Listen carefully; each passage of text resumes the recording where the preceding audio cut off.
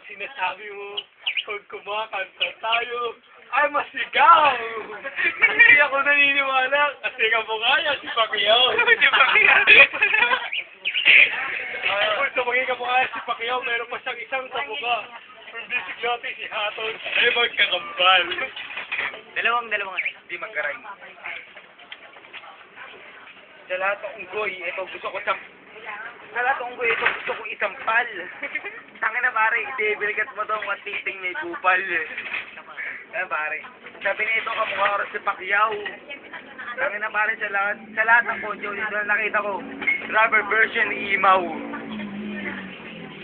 Sabi niya,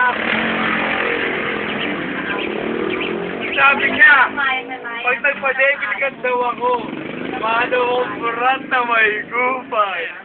Ikaw sa buhok mong yan, mga kaburat na nagpapantal.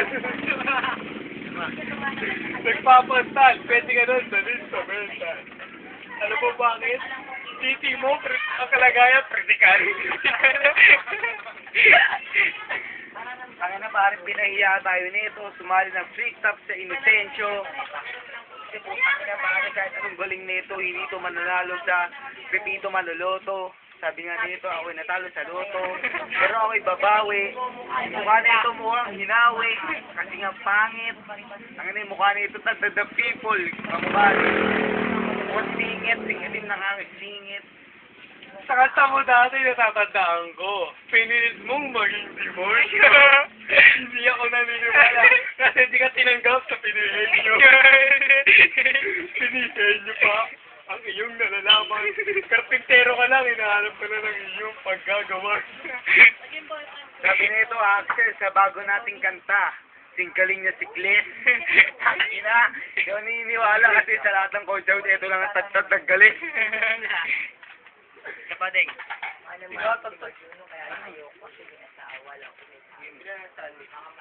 Wala po mag-aabo.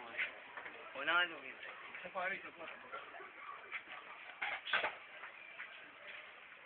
Game ding, tagal mo ding. Pero mo rin na siya